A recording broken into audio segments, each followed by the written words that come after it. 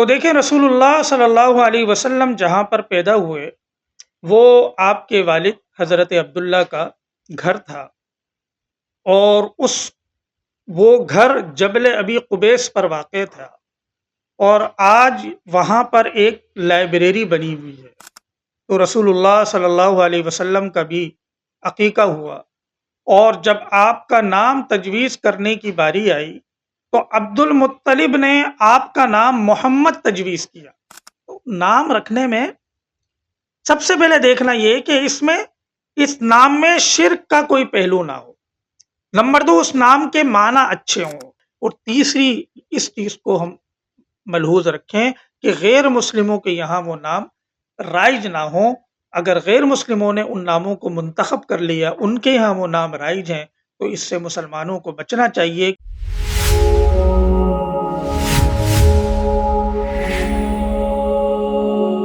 السلام علیکم ورحمۃ اللہ وبرکاتہ۔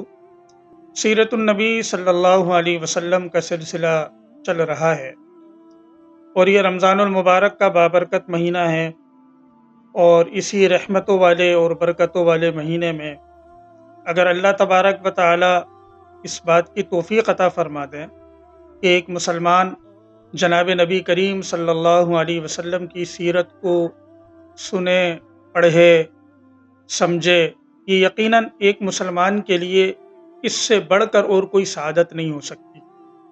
میں تقریباً آپ سے ہر ویڈیو میں گزارش کرتا ہوں کہ جب آپ سیرت النبی صلی اللہ علیہ وسلم کا یہ درس سنیں، کلاس سنیں، تو درود شریف کا بالخصوص اہتمام رکھا کریں۔ اور یہ ایک حق ہے جناب نبی کریم صلی اللہ علیہ وسلم کا ہم پر کہ جب ان کا نام گرامی آئے تو ہم ان پر کثرت سے درود پڑھیں، ان پر درود بھیجیں۔ اس کے دنیاوی فوائد ہیں اور آخرت کے بھی فوائد ہیں۔ اللہ نے کبھی موقع دیا تو ایک الگ سے ویڈیو ریکارڈ کراؤں گا کہ درود شریف کے 100 سے زائد دنیاوی اور اخروی فوائد حضرات علماء نے بیان کی ہیں، اس لیے اس کا اہتمام کرنا چاہیے۔ اور پھر اس ویڈیو کو عام ویڈیو کی طرح آپ نہ سنیں، کیونکہ اس سیریز کا مقصد یہ ہے کہ ہمیں پتہ ہو کہ رسول اللہ صلی اللہ علیہ وسلم کی زندگی کیا تھی، آپ کے حالات کیسے تھے، آپ کا اپنے گھر والوں کے ساتھ رویہ کیسے تھا، اصحاب کے ساتھ رویہ کیسا تھا، آپ کی تجارت کیسی تھی، معاملات کیسے تھے، یہ سارے پہلو ہمارے سامنے آئیں، اور پھر ہم اپنی زندگی کا موازنہ کریں کہ ہم کس رخ پر زندگی گزار رہے ہیں۔ اور دیکھیں، ہم میں سے ہر ایک کامیاب زندگی گزارنا چاہتا ہے، اور انسانیت میں سب سے کامیاب زندگی گزار کر جو گئے، اور اس پر غیر مسلم بھی اس کا اعتراف کرتا ہے کہ رسول اللہ صلی اللہ علیہ وسلم کی مبارک زندگی تھی۔ اللہ تبارک و تعالی نے آپ کی ذات اقدس سے اس پوری دنیا میں انقلاب برپا فرمایا۔ تو اگر ہم آپ کی سیرت کو جب اس طرح پڑھیں گے، سنیں گے، سمجھیں گے کہ ہم اس کو عمل میں لائیں، تو انشاءاللہ اس سے ہماری زندگیوں میں بھی اللہ تبارک و تعالی انقلاب لے کر آئیں گے۔ اس لیے درخواست یہ ہے کہ اس کو اہتمام سے سنیں، دوست احباب، گھر کے افراد مل کر سنیں، اور ہمیں فیڈ بیک ضرور دیں۔ کچھ آپ کے ذہن میں اگر تجاویز ہیں تو آپ ضرور دیں۔ مشورہ میرا یہ ہے کہ اس کے نوٹس بنائیں اور اس کو آپ محفوظ رکھیں۔ اگر آپ ہم سے شیئر کرنا چاہیں تو وہ ہم سے بھی شیئر کر سکتے ہیں۔ پچھلے درس میں ہم نے تفصیل سے پڑھا کہ جناب نبی کریم صلی اللہ علیہ وسلم کا ڈیٹ آف برتھ کیا تھا، منتھ آف برتھ کیا تھا، سن آف برتھ کیا تھا۔ آج ہم انشاءاللہ اس بات کا ذکر پڑھیں گے کہ آپ صلی اللہ علیہ وسلم کی جائے ولادت، جہاں پر آپ پیدا ہوئے، اس کا محل وقوع کیا ہے، اور اسی طرح آپ کا نام انہوں نے تجویز کیا، آپ کا عقیقہ کس طرح ہوا، اس سے ہمیں کیا زندگی میں اپنے بچوں کے لیے اسباق ملتے ہیں، اس کو ہم تفصیل سے پڑھیں گے انشاءاللہ۔ تو دیکھیں، رسول اللہ صلی اللہ علیہ وسلم جہاں پر پیدا ہوئے وہ آپ کے والد حضرت عبداللہ کا گھر تھا، اور وہ گھر جبل ابی قبیس پر واقع تھا، اور آج وہاں پر ایک لائبریری بنی ہوئی ہے۔ جس کا نام مکتبہ المکۃ المکرمہ ہے۔ یہ رسول اللہ صلی اللہ علیہ وسلم کی خصوصیت ہے کہ اللہ تبارک و تعالی نے آپ کا جو مقام ولادت تھا، جو جائے ولادت تھی، جہاں پر آپ پیدا ہوئے، اس کو اب تک محفوظ رکھا ہوا ہے۔ ہم پوری کوشش کریں گے کہ تصویر کی مدد سے آپ کو وہ جگہ دکھا دیں۔ تو جب آپ صلی اللہ علیہ وسلم کی پیدائش ہوئی تو عربوں میں اگرچہ جہالت بہت زیادہ تھی، لیکن ابراہیم علیہ السلام کی ملت کی کچھ اچھی باتیں ان میں تھیں۔ ان میں سے ایک بات یہ تھی کہ لڑکا پیدا ہو تو وہ اس کا عقیقہ کیا کرتے تھے اہتمام سے۔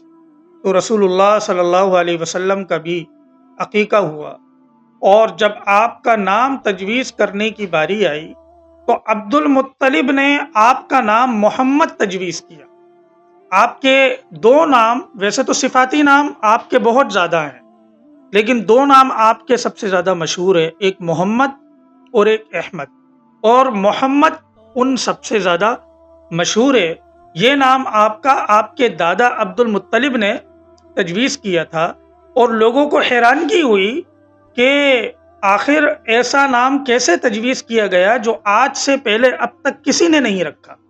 تو عبد المطلب نے اس پر ایک خواب سنایا کہ میں نے خواب دیکھا کہ میری پشت سے ایک زنجیر نکلی جس کا سرا آسمان تک گیا، اور پھر وہ مشرق اور مغرب تک مل گئی، اور آہستہ آہستہ اس زنجیر نے ایک درخت کی شکل اختیار کی، جو درخت بڑا سبز تھا، ہرا تھا، اور اس کے پتے بڑے پر رونق تھے۔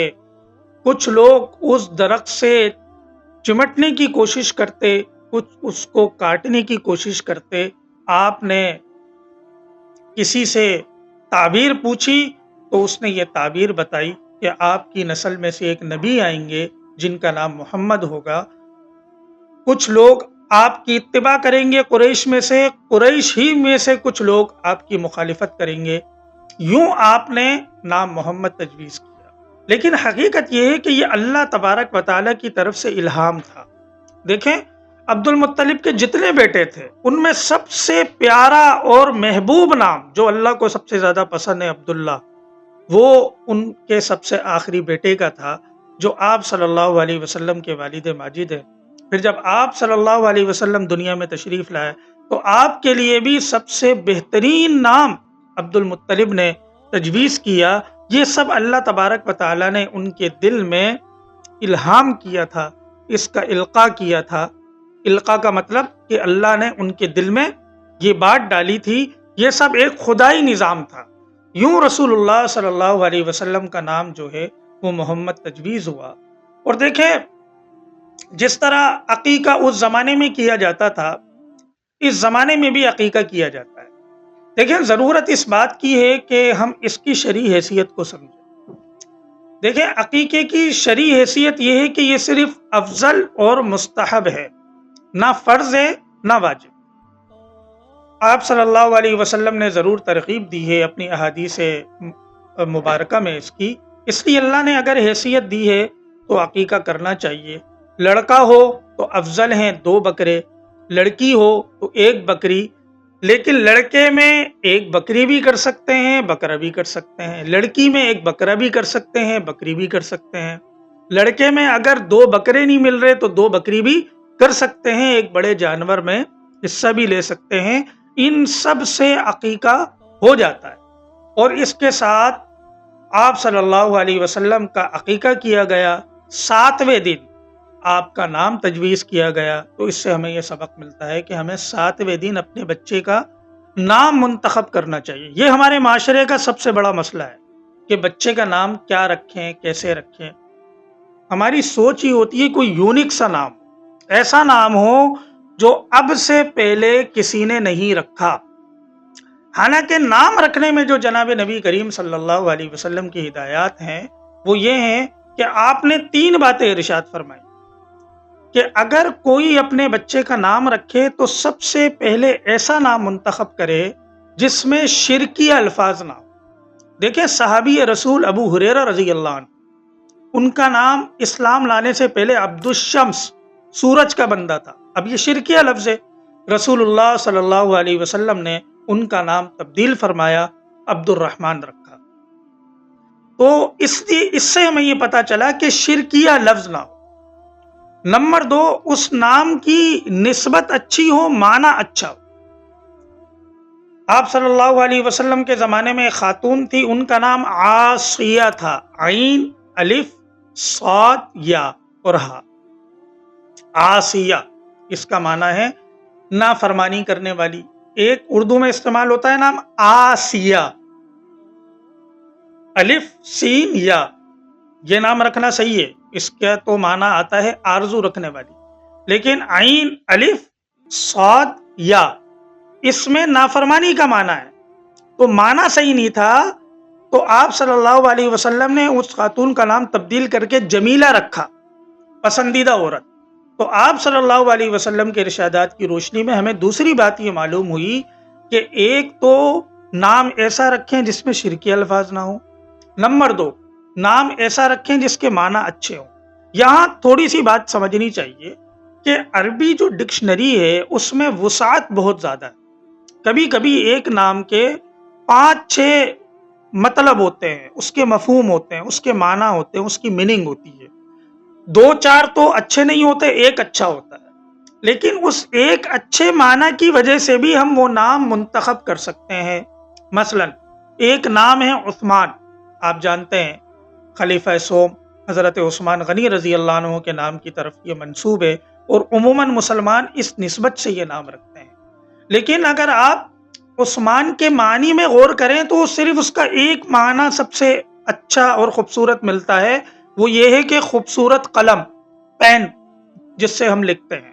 اس کے علاوہ جو اس کے معنی ہیں وہ اگر میں آپ کو بتا دوں تو شاید آپ کو سننے میں بھی اچھے نہ لگے، لیکن اس ایک معنی کی وجہ سے عثمان نام رکھنا بالکل صحیح ہے۔ تو کسی نام کے 3-4 معنی اگر ہو اور ایک صحیح ہو تو اس ایک صحیح معنی کی وجہ سے بھی وہ نام رکھ سکتے ہیں۔ نسبت اگر اعلیٰ ہے، مثلا مسلمان دیکھتے ہیں حضرات انبیاء کے نام پر ہے تو نام رکھتے ہیں، حضرات صحابیہ کے نام پر ہے تو نام رکھتے ہیں، صحابہ کے نام پر ہے تو نام رکھتے ہیں، تو اس نسبت سے بھی ہم نام رکھ سکتے ہیں۔ تیسری سب سے اہم چیز یہ ہے کہ دیکھیں وہ نام غیر مسلموں کے یہاں رائج نہ ہو، ایسے نام جن کو غیر مسلموں نے اختیار کر لیا، اگرچہ وہ انبیاء کے نام آئے ہیں آسمانی کتابوں میں، یاد رکھیے گا میرا یہ جملہ، غیر مسلموں کے یہاں ایسے نام اگرچہ وہ حضرات انبیاء کے نام پر ہے، لیکن قرآن میں حضرات انبیاء کے وہ نام استعمال نہیں ہوئے، بلکہ بائبل وغیرہ کے اندر استعمال ہوئے ہیں۔ اگرچہ وہ انبیاء کے نام ہیں اور مسلمان بھی یہ سمجھتے ہیں وہ انبیاء کے نام ہیں، لیکن وہ آسمانی کتابوں میں اور تلفظ کے ساتھ ان ناموں کو پہچانا جاتا ہے، تو ایسے نام رکھنا مسلمان کے لیے جائز نہیں۔ یہ عموماً پریشانی ان لوگوں کی ہوتی ہے جو حضرات باہر چلے جاتے ہیں، وہیں شادی ہو جاتی ہے، بچوں کی پیدائش وہاں ہوتی ہے۔ مثلا میں آپ کو ایک مثال دوں، بائبل میں حضرت داؤد علیہ السلام کو ڈیوڈ کہا جاتا ہے، اب مسلمان کے لیے داؤد نام رکھنا صحیح ہے، کیونکہ ڈیوڈ قرآن میں نہیں آیا، بائبل میں آیا ہے، ڈیوڈ نہیں رکھ سکتے، داؤد رکھ سکتے۔ یوسف علیہ السلام کو جوزف کہا جاتا ہے، تو جوزف نام نہیں رکھ سکتے مسلمان، جائز نہیں ہے، یوسف رکھ سکتے ہیں۔ تو نام رکھنے میں سب سے پہلے دیکھنا یہ کہ اس نام میں شرک کا کوئی پہلو نہ ہو، نمبر 2 اس نام کے معنی اچھے ہوں، نسبت اچھی ہو، اس لیے ترغیب یہ دی جاتی ہے صحابہ اور صحابیات کے نام پر ہم نام رکھیں۔